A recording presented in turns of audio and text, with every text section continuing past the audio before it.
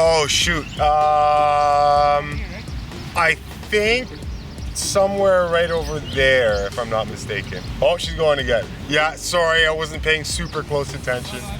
Okay, what's going on, FreeMelon family? I'm Eli Martyr. Thanks for joining me here on the FreeMelon Society. I'm out and about today. Thought I would do a little vlog while I'm on the go, on the move. So I just wanted to touch base with everyone and let everyone know what's been going on. Prior to the summertime, it was quite busy on my end. I was out of town for a while. I was out in Winnipeg shooting an action film.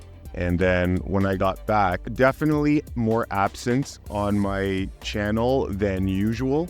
I shouldn't say than usual because that's just the lifestyle. There are going to be times when I can't be as present with my channel and my social media duties and uploading, at least once a week. That's kind of the standard that I try to abide by, but sometimes that doesn't work, especially with film and just life. I mean, everyone's busy. I get that.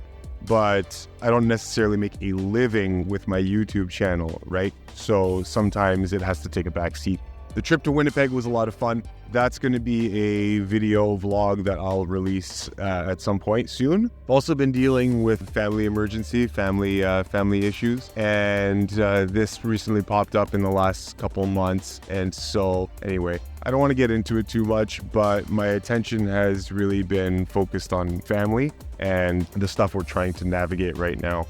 So again, sorry, I don't mean to be vague or cryptic or whatnot. I just don't want to make a big thing of this right now. But I just wanted to say that's the reason. It's because, for one thing, work, it's been fairly busy this year, and family matters as well. Okay, projections for the rest of the summer. What's going to be happening? What's on the schedule? So we've got on June 30th, all right, June 30th, starting at 10 a.m. PDT, is the California Fruit Festival. The California Fruit Festival is an online event where we have speakers from all over the plant-based community coming to speak to you and to give informative talks. It's something that I did last year, and this year I'll be doing another presentation as well at the festival. This year we've got a lineup of really inspirational people. We've got Doug Graham coming and Rosalind Graham as well. Chris Kendall will be there. Eris Latham will be there. Tim Trader, Grant Campbell, Ann Osborne, Lauren Whiteman will be there as well. We've got Karen and Rick Dina, Ariane Glazier. We've got Dorit Deek. I might be butchering that last name. Oh my gosh, please forgive me if I'm butchering your last name. Ann Osborne will be there, Dr. Stephen Strange. And lastly, we have Kasia Lucas as well. So it's just an incredible lineup of individuals. Sorry, I can't keep a straight face. Dr. Strange will not be attending. He's actually a fictional character. So yeah, that's going to be happening on June 30th at 10 a.m. PDT. If you want to attend the California Fruit Festival, all those details will be in the description panel or in the description box. If you do want to go and you want to purchase tickets, then use the discount codes that I have here in the description box and you'll get a discount. So that's June 30th. Later on this summer, I'll be also attending the U.K Fruit Festival. The U.K Fruit Festival, I attended it for the first time last year, just as a participant, just going to have fun and enjoy the event. This year, I'll be heading back there again, but I will also be doing some lecturing at the U.K Fruit Festival. Ronnie Smith is our founder and organizer of the U.K Fruit Festival, an incredible individual. I just spoke with him last night and we had a great conversation. And I really look forward to catching up with him and catching up with the rest of the beautiful souls at the U.K Fruit Festival. So I'll be giving a couple of talks and hopefully a couple of physical workshops as well, some movement workshops, maybe if I'm lucky, even some martial arts workshops. So if that sounds interesting to you, the festival is incredible. It's a week of workshops, activities, a beautiful natural surrounding, incredible people, like-minded individuals, fantastic food. I could very easily see how anybody would have a fantastic time and a very, very fulfilled time at the UK Fruit Festival, regardless of what kind of diet custom you're familiar with.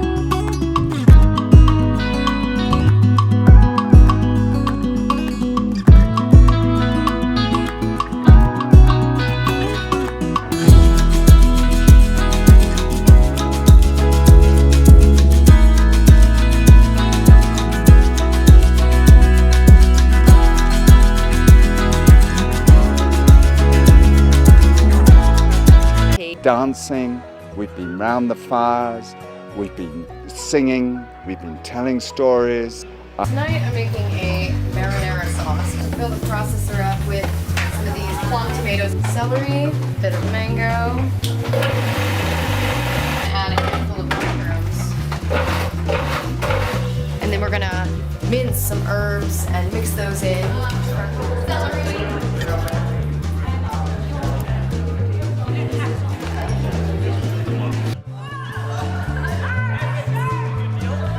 To say this has been one of the most enjoyable festivals that I've ever been to in all the years I've been doing this.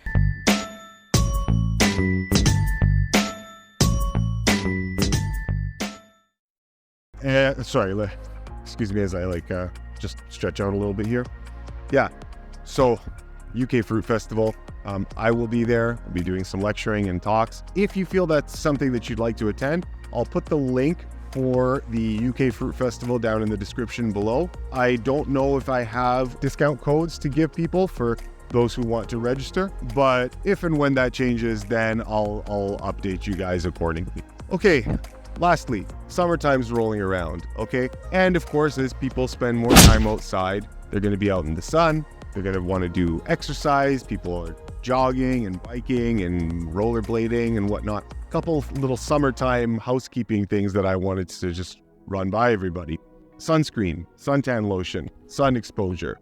How does all that work? Do I use suntan lotion? Do I use sunblock? How am I with staying out in the sun? And what do I recommend for people in general? What I recommend for people in general is difficult to say because everybody's different. Everybody's got different skin complexion. There's not really one recommendation for everybody, except for a general caution about using sunscreen, virtually any sunscreen, okay? If you're buying a store-bought sunscreen, sunblock of some sort, you're almost guaranteed in every occasion to be doing something harmful for yourself. You do absorb toxins and you do absorb poisons through your skin, and the troubles that you would burden your internal chemistry with in putting that stuff all over your body are probably of greater exigency than the danger of some sun exposure, okay? Or over sun exposure for one particular day, let's just say. What I do recommend is, obviously, the best way to protect yourself from too much sun exposure is just with appropriate types of clothing, in my opinion. If you're worried about sun exposure, then get some sun exposure. 10 minutes is enough sun exposure on a really warm day to give you all of the benefits that your body could possibly use in a day. 10, 15 minutes of sun exposure. I'm half Italian, half St. Lucian, okay? So I'm somewhere in between, okay? I can tolerate a lot of sun and it's not as big a deal for me. If you have darker skin complexion than I do, then yeah, you probably can tolerate a lot more sun exposure. For people who are very, very, very light skinned, then really all you need is 10, 15 minutes of sun exposure. You can go more, but you treat it like exercise. You treat the summertime like exercise, okay? So once the weather starts getting warmer, you expose yourself to some sun and then retreat back to the shadows like some sniveling cave dweller in Lord of the Rings.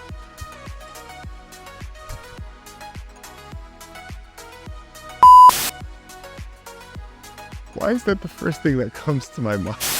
I have to learn to screen myself. If you've been watching this channel, you probably noticed that I am a bit childish.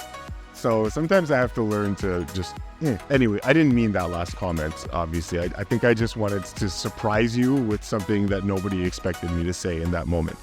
Okay, so yeah, just a couple of minutes is enough. And then, like exercise, you would just give yourself more and more and more exposure every day. Let your skin adapt, let it get habituated to the sun exposure. And you'll find that you'll be able to withstand a lot more sun if you just use the gradualism approach, okay? The transitional approach, the same approach that you see virtually everywhere in life. If you're going out for a hike, take like a towel or something with you, or take a hat, or if you need it, a towel to drape over your shoulders. If you need clothing, I find light clothing, white clothing, light colors, those are probably your best answer to being overexposed to the sun, all right? I would not recommend the use of sunscreen. I need to say that I can't blanket statement that. I'm sure that there's some exceptions here or there. Some people with like very, very, very, very unusually delicate skin, maybe there's something there.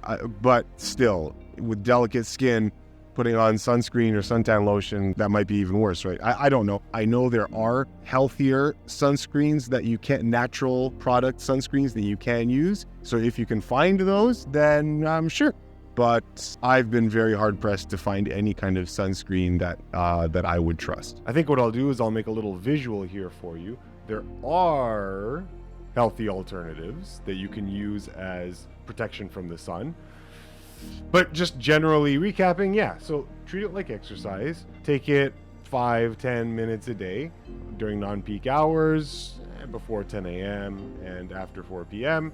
And then you can slowly, at your own pace, increase your exposure. And that's the process. That's how it works. Hydration, that's actually a really important thing too.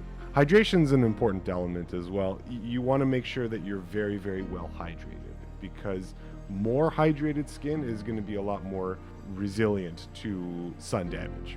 Okay, how do you know when you've gotten too much? It's the obvious story. The second you notice redness or a little bit of skin discomfort, you say, oh my goodness, I must have been in the sun for a bit too long or a bit more than my skin can handle, and you either put clothes on or you go back inside and hide in the hide in that cave like the sniveling cave dweller from Lord of the Rings. Okay, so natural sunscreens, there's a couple different options here. You can see them listed. Carrot seed oil, raspberry seed oil, wheat germ oil, avocado. You guys can read, okay? Just pause the video, take a look at this, and there's SPF ratings for each of them. So those are options as well. Okay, another little bit of housekeeping.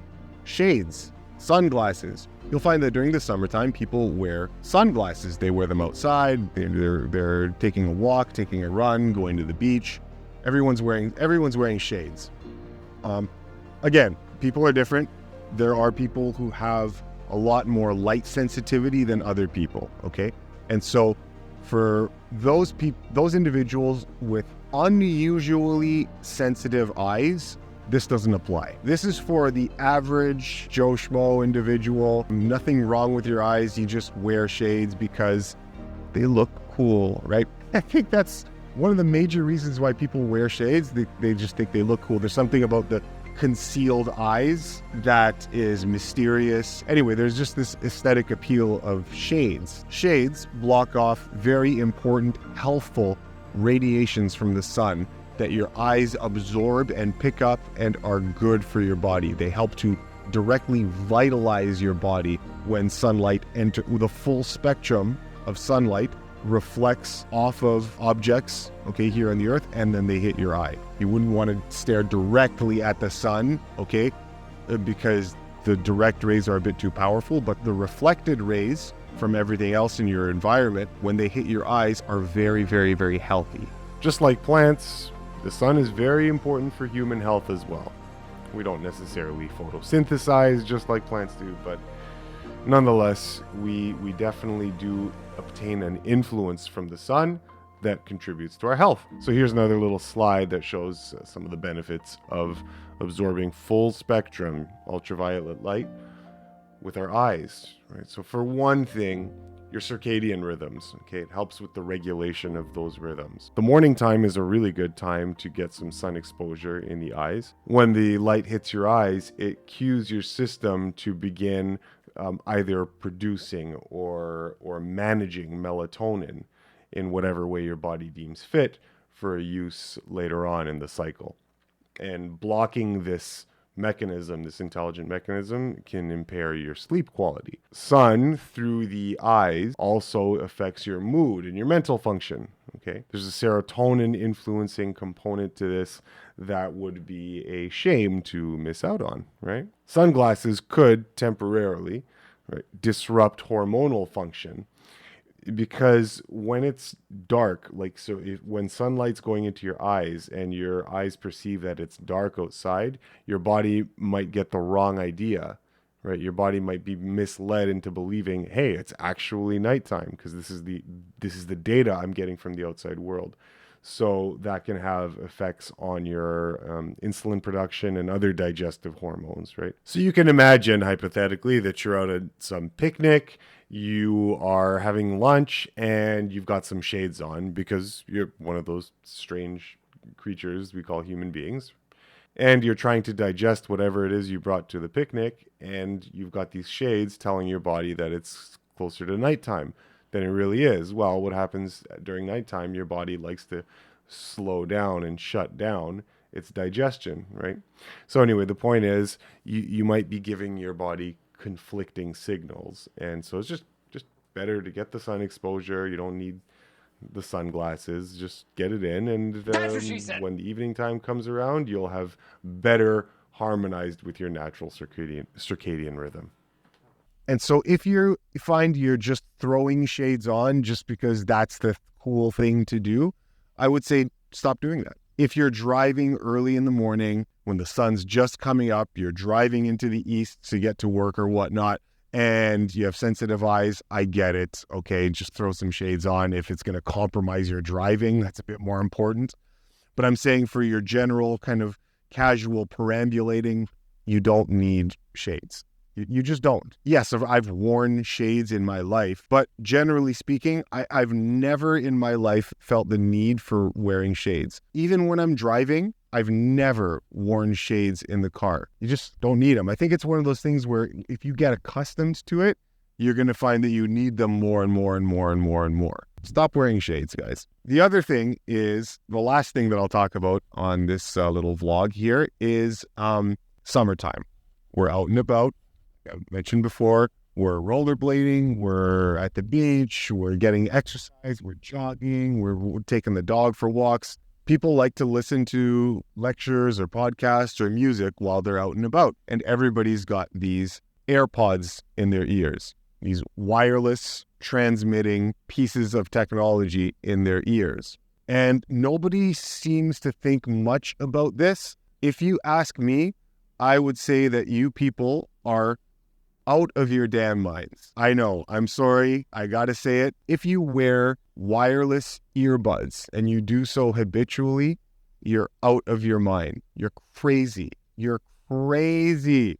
How many instances do we need before we learn that you cannot trust the people that tell you that wireless technology close to your brain, close to your head, transmitting either non-ionizing or ionizing? The ionizing radiation we know is quite harmful, but we're also given a pass when it comes to non-ionizing radiation. But again, over time, okay, as human experience continues to unfold, we see very clearly that this stuff has effects, okay? You don't want to put Bluetooth transmitting technology in your right beside your brain for the duration of your outing while you're outside or doing whatever. You would want to have those, it doesn't have to be as far away as possible. I can't say that, but you don't want to have them right up against your skin. Regardless of what any regulatory agency says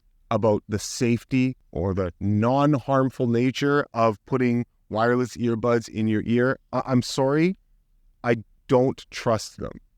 Okay? How could you?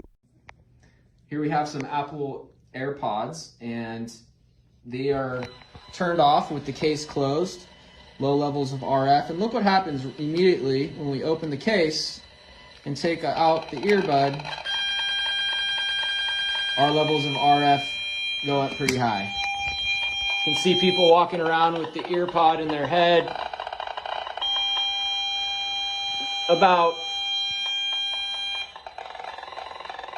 It's peaking at about 700 or 800 millivolts per meter. So today we're going to measure how much radiation is emitted by these AirPods. So the first thing we're going to do is we're going to turn on the meter. Thank you. And you should note that the phone that we're filming on is currently on airplane mode so as not to interfere with the ambient radiation levels that are being measured currently. So now what we're going to do is we're going to open up the AirPods and put them on and let's see what happens.